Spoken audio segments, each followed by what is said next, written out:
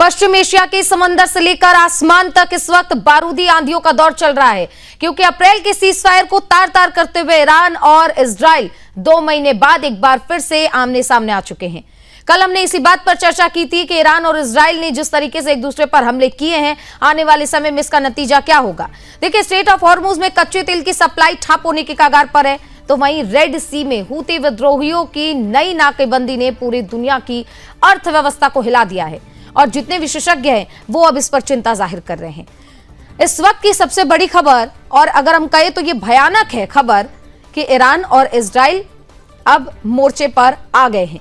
अप्रैल में हुए युद्ध विराम के खोखले दावे के बाद ईरान ने इजराइल पर 30 बैलिस्टिक मिसाइलें दागकर खाड़ी को एक बार फिर से दहला दिया है।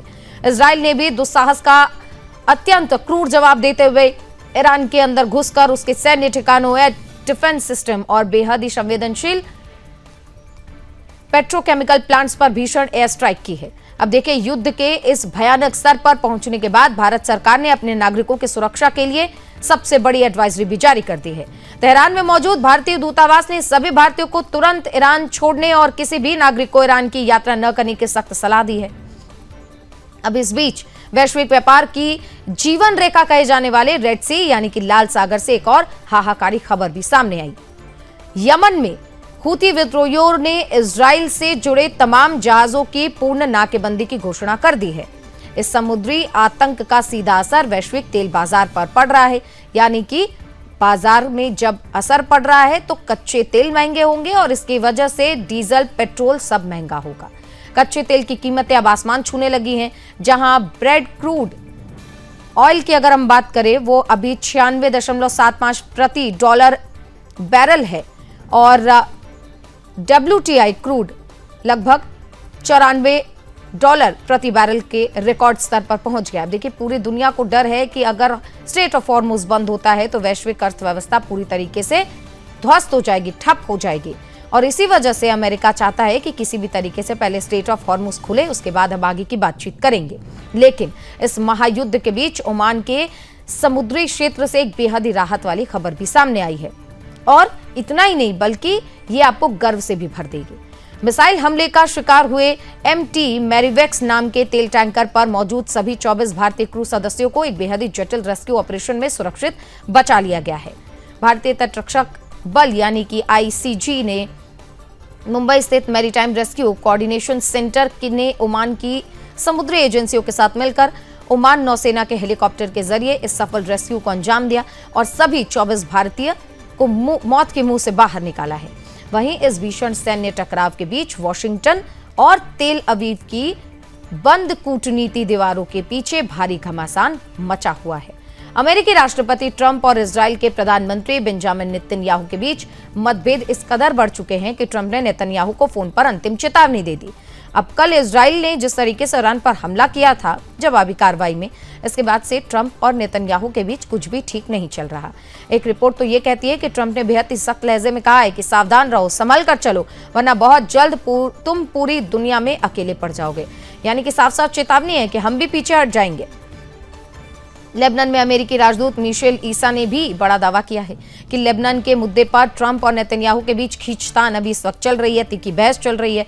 इधर अमेरिका नहीं चाहता कि युद्ध आगे बढ़े, क्योंकि इससे अमेरिका ईरान के बीच होने वाले परमाणु बातचीत पूरी तरीके से पटरी से उतर जाएगी। अब ट्रंप ने इजराइल को दो टूक संदेश दे दिया है कि ईरान के साथ अमेरिका जो भी डील करेगा, नेतन्याहू को हर हाल में उसे मानना पड़ेगा। और अब सबसे बड़ा सवाल यह है कि क्या ट्रंप की इस सख्त चेतावनी के बाद इजराइल अपने कदम पीछे खींचेगा?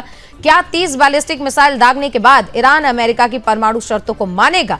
और आज इसी पर होगी देश की सबसे बड़ी और निष्पक्ष चर्चा।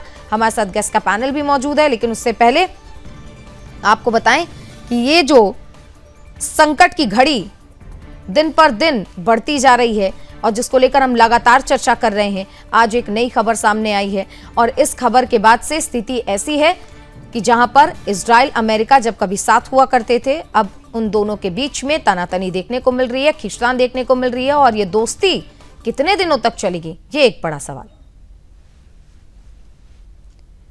और चर्चा की शुरुआत करेंगे हमारे साथ खास मेहमान जुड़ गए हैं हमारे साथ। Retired colonel Dinesh Sharma sir जुड़ गए रक्षा विशेषज्ञ के तौर पर, और अरविंद सिंह तेजावत सर जुड़ गए विदेश मामलों के जानकार। आप दोनों मेहमानों का बहुत बहुत स्वागत। सबसे पहले तेजावत सर, आप ही से शुरुआत होगी, क्योंकि हमने देखा कि डील चल रही है, डील को लेकर बातचीत चल रही है, लेकिन अब जो अमेरिका इजराइल के साथ देने के लिए ईरान पर हमले कर रहा था, अब वो खुद ये बात इजराइल को कह रहा है कि कहीं आप अकेले ना पड़ जाए, यानी कि प्रत्यक्ष या परोक्ष रूप से ये कहा जा रहा है कि हम भी साथ छोड़ सकते हैं। देखिए, कूटनीति में एक चीज कही जाती है सुचित्रा जी, कि जब आपका सरदर्द हो रहा हो तो आपको पेट दर्द बताना होता है। तो जो एक्चुअल चीज है उसको वो नहीं करेंगे, क्योंकि बिना यूनाइटेड स्टेट की सहमति के यह संभव ही नहीं है कि ईरान इतना बड़े कदम उठा ले। पर दरअसल इसका आरोप अमेरिका अपने ऊपर नहीं लेना चाहता है, वह दुनिया को यह संदेश नहीं देना चाहता है कि ये यूनाइटेड स्टेट की वजह से हो रहा है। और किसी भी देश की विदेश नीति की जो बेसिक्स हैं, बेसिक्स वो है कि अगर किसी भी कंट्री को एग्जिस्टेंशियल थ्रेट है, अगर उसके अस्तित्व पर संकट है, तो वो हमले करेगा। और इजराइल जो अभी कर रहा है वो यही कर रहा है, क्योंकि जितने भी हिजबुल्लाह, हुती, ये जितने भी हैं, ईरान दरअसल इजराइल के लिए अस्तित्व के लिए संकट है। और उसे पता है कि अगर अब ईरान और उसके प्रॉक्सीज को खत्म नहीं किया गया तो ऐसा मौका दोबारा दशकों तक नहीं मिलेगा। इसलिए जितना मैक्सिमम हार्म जो पहुंचा सकता है इजराइल, खासकर ईरान और ईरान बैक्ड जितने भी ऑर्गेनाइजेशंस हैं उनको, तो वह मैक्सिमम नुकसान पहुंचाना चाहेगा, ताकि एक तो उसकी कमर टूट जाए। दूसरी बात यह है कि वो बिल्कुल लड़ाई बंद नहीं करना चाहता है यूनाइटेड स्टेट और इजराइल, क्योंकि लड़ाई बंद होने पे वापस ईरान को संभलने का मौका मिल जाएगा। और अमेरिका और इजराइल ये चाहता है कि इस समर में, इस गर्मियों में, और कम से कम अक्टूबर बिगिनिंग तक अच्छे से थका दिया जाए ईरान को, ताकि अगर उस पर कोई बड़ा हमला या ऐसी कोई योजना बनती है तो उस पर विचार किया जा सके। और यह भी सच है कि अभी ईरान के पास जितने रिसोर्सेज हैं वो मैक्सिमम मेरे अंदाज से सितंबर एंड तक चल पाएंगे। उसके बाद में वहां पे आर्थिक संकट मुश्किल हो जाएगा। और वहां पे बहुत सारी प्रॉब्लम शुरू हो जाएगी, क्योंकि अभी ईरान में आय के नाम पे कुछ नहीं है, न तो तेल वहां से जा रहा है, न कुछ इनकम कुछ आ रहा है। तो उसकी जो मैक्सिमम कैपेसिटी है, हालांकि ये अपने आप में काफी अचंभे की बात है कि ईरान इतने लंबे समय तक सस्टेन कैसे किया, तो यह तो उसके लिए तो ईरान की मजबूती दिखाई देती है, पर वह बहुत ज्यादा लंबे समय तक नहीं कर पाएगा और फिर लड़ाई अपना रूप लेगी। ठीक है कर्नल सर, जो स्थिति इस वक्त अभी पैदा हुई है अमेरिका और ईरान के बीच में, और ये स्थिति ऐसी हो गई है कि अब इजराइल और अमेरिका के बीच में तनातनी देखने को मिल रही है, क्या ये समझ सकते हैं कि ईरान को इससे कुछ फायदा होगा, जो तनातनी, जो बयानबाजी ट्रंप की ओर से इजराइल को लेकर की गई है? सुचित्रा जी, ऐसा है, जिस समय अमेरिका और इजराइल ने जो है 28 फरवरी को ईरान के ऊपर हमला किया था, तो उनका बेसिक मतलब था कि ईरान को कमजोर करना, उसे अलग थलग कर देना और अंततः जो है उससे सरेंडर करा लेना। लेकिन जैसे जैसे युद्ध की धूल जो है वो छटती जा रही है, तो ये सामने निकल कर आया है कि ईरान को काफी क्षति हुई है, काफी नुकसान हुआ है, लेकिन फिर भी उसने अपनी हार जो है स्वीकार नहीं किया। अब आपके सवाल का जवाब मैं देता हूं। देखिए साहब, ऐसा है कि इस समय आज की तारीख के अंदर अमेरिका का जो मोटिव है वो है कि किसी प्रकार से यहाँ पर कोई बातचीत या किसी प्रकार की नेगोशिएशन सफल हो और वो इज्जत के साथ इस युद्ध से बाहर हो जाए, क्योंकि इस समय अमेरिका की स्थिति जो है बहुत नाजुक है। उसका विश्व पटल के ऊपर जो उसकी क्रेडिबिलिटी है, जो इज्जत है, उसको बहुत बड़ी साख को जो है प्रश्न चिन्ह लग गया है। डोनाल्ड ट्रंप के अपने जो मित्र देश थे वो उसका साथ छोड़ के चले गए हैं। अब दूसरी तरफ आ जाता है इजराइल। देखिए साहब, ऐसा है कि इजराइल का जो मिलिट्री एम है वो बहुत क्लियर है। उसका एम है कि ईरान को इतना कमजोर कर देना कि आने वाले दिनों के अंदर ईरान इजराइल के लिए किसी प्रकार का कोई खतरा उत्पन्न ना कर सके। ईरान को कमजोर करेंगे तो उसकी प्रॉक्सीज भी कमजोर होंगी। तो इजराइल का मुद्दा जो है बिल्कुल साफ साफ है। पब्लिक को बताने के लिए, जब पब्लिक के नैरेटिव के तौर के ऊपर जो है डोनाल्ड ट्रंप की जो स्टेटमेंट आ रही है इजराइल के प्रति, जो उन्होंने हाल ही में दी है कि आप जरा संभल जाइए, वरना आने वाले समय के अंदर इजराइल अलग थलग पड़ जाएगा, तो ये सिर्फ एक प्रकार की पॉलिटिकल स्टेटमेंट है। अमेरिका किसी भी हालत में जो है इजराइल को अकेला नहीं छोड़ सकता, क्योंकि अमेरिका के अंदर जो जूस कम्युनिटी है या जो पावरफुल लॉबी है वो अमेरिकन प्रेसिडेंट को या अमेरिकन सरकार को कभी भी ऐसा नहीं करने देगी कि वो इजराइल को अकेला छोड़ दे। दूसरा कारण ये है, पॉलिटिकली देखिए, इजराइल एक प्रकार से अमेरिका की अम्बेसी है मिडिल ईस्ट के अंदर। अगर वो इजराइल को अलग थलग छोड़ देते हैं तो अमेरिका का जो इन्फ्लुएंस है तेल के ऊपर, पेट्रो डॉलर के ऊपर है, तो उसके लिए खतरा पैदा हो जाएगा। और अगर अमेरिका मिडिल ईस्ट के अंदर से बाहर निकल जाता है तो वो जो वैक्यूम क्रिएट होगा उसको भरने के लिए चाइना और रशिया ऑलरेडी तैयार बैठे हुए हैं, वो अपने एफर्ट कर रहे हैं। अब बात आ जाती है, नेक्स्ट सवाल जो था कि ईरान अभी तक कैसे सस्टेन कर रहा। देखिए मैडम, ऐसा है कि ईरान की जो अभी टोटल कंट्रोल है वो उनका रूढ़िवादी चाहे रेडिकलाइज जो है आईआरसीजी के पास है। अगर आप कहें कि पॉलिटिकल सिस्टम की कोई से है तो मेरा ये कतई मानना नहीं है। आईआरजीसी ने जो है एक प्रकार से पूरी पकड़ बना ली हुई है ईरान के ऊपर। अब सवाल उठता है कि स्टेट ऑफ हार्मुज की जो है अमेरिका ने नाकेबंदी कर रखी है, कोई तेल नहीं बिक रहा, कहां से संसाधन आ रहे हैं। लेकिन हमें यह भी नहीं भूलना चाहिए कि ईरान के 2 मित्र देश हैं, रादर 3 मित्र देश हैं, रशिया, चाइना और नॉर्थ कोरिया। तो रशिया से कैस्पियन सी से जो है, जहां पर कि किसी प्रकार का कोई डायरेक्ट कंट्रोल नहीं है अमेरिका का, वहां से जो है इनको सपोर्ट मिल रही है। और दूसरा, तकरीबन 15-20 दिन पहले जो एक खबर आई थी मीडिया के अंदर कि पाकिस्तान ने अपने 4 लैंड रूट जो हैं ईरान के लिए सामान ले जाने के लिए खोल दिए हैं, जो कि उनके कराची ग्वादर पोर्ट से जो है सामान आ रहा है। तो ये कहना बिल्कुल भी इसके ऊपर आप यकीन नहीं कर सकते हैं कि 28 फरवरी से पूरी नाकेबंदी होने के बावजूद भी जो है अभी तक जो है ईरान की अर्थव्यवस्था, जहां जो बेसिक रिक्वायरमेंट होती है ईरान के नागरिकों के लिए, वो नुकसान काफी हुआ है। और जो मैं एक सैनिक होने के नाते या जिस प्रकार से मेरा थोड़ा सा इंटरेस्ट है, तो मुझे लगता है कि आने वाले दिनों के अंदर कोई बीच का रास्ता निकलेगा जिसके अंदर से अमेरिका चाहेगा कि स्टेट ऑफ हार्मुज खुल जाए। ईरान को वो जो हो सकता है कि वो कुछ उनकी सैंक्शन हटा दें, कुछ इनका जो फ्रीज किया हुआ पैसा है या एसेट है उनको रिलीज कर दें, और उसके बाद एक प्रकार की ये सहमति हो सकती है, क्योंकि ईरान ने साफ कह दिया है कि ईरान परमाणु बम नहीं बनाएगा। लेकिन इसके साथ साथ उन्होंने कहा है कि हम किसी भी हालत में एनरिच यूरेनियम जो 440 वो नहीं देंगे। बस लास्ट सेंटेंस है। तो ऐसी हालत के अंदर हो सकता है कि अमेरिका अपनी इज्जत बचाने के लिए ये कहे कि ठीक है, एनरिच यूरेनियम जो है ईरान के अंदर रहेगा, लेकिन वो proper international atomic energy commission की देखरेख में रहेगा। तो इस प्रकार से जो है अमेरिका अपना इस युद्ध में से निकलना चाहता है। लेकिन अगर बाई चांस ये वाली कार्रवाई हो जाती है तो यकीन कीजिए कि ईरान के अंदर जो रेडिकलाइज आईआरसीजी है उनका बहुत ज्यादा कंट्रोल हो जाएगा, और आने वाले दिनों के अंदर जो है गल्फ कंट्रीज के लिए और बाकी जो उसकी प्रॉक्सीज हैं वो काफी क्रिएट करेंगे। जी मैडम, ठीक है। तो तेजावत सर, क्योंकि सर भी बहुत विस्तार से बता रहे थे कि क्या चीजें जो यहाँ पर है, और ईरान ने ये बात जाहिर है कि साफ कर दी है कि हम एनरिच्ड यूरेनियम को नहीं छोड़ेंगे। लेकिन इस बीच जब हम ईरान को अलग करके इजराइल और सिर्फ अमेरिका की बात करते हैं, तो अमेरिका ने अभी हाल फिलहाल में ये भी आरोप लगाया इजराइल पर कि अधिकारियों की जासूसी की जा रही है। इस बीच ट्रंप ने ये चेतावनी भी दे दी है। तो कहीं ना कहीं दुनिया में जो लोग हैं उनका तो यही मानना है कि जो कभी दोस्त हुआ करते थे, अब उनके बीच में ईरान की वजह से लड़ाई शुरू हो गई है। सुचित्रा जी, ऐसा पहली बार नहीं हो रहा है। इससे पहले भी हुआ है कि जो मोसाद ने कुछ पॉलिटिकल मर्डर्स किए थे दूसरे देशों में, यूनाइटेड स्टेट में भी, तो अमेरिका बहुत नाराज हुआ था। तो यहाँ पे इजराइल अपने नेशन इंटरेस्ट को लेकर एकदम क्लियर है। वह अमेरिका की कीमत पर भी, या वहां की जो प्रेजेंट रिजिम है उसकी नाराजगी की कीमत पर भी अपने नेशन इंटरेस्ट को प्रोटेक्ट करेगा। ये पुराना उसका इतिहास बताता है। उसको पता है कि प्रेसिडेंट्स आते रहते हैं, पर इजराइल और अमेरिका के संबंध है वो नहीं बदल सकते, क्योंकि इजराइल वेस्ट एशिया में अमेरिका को एक प्लेटफॉर्म देता है।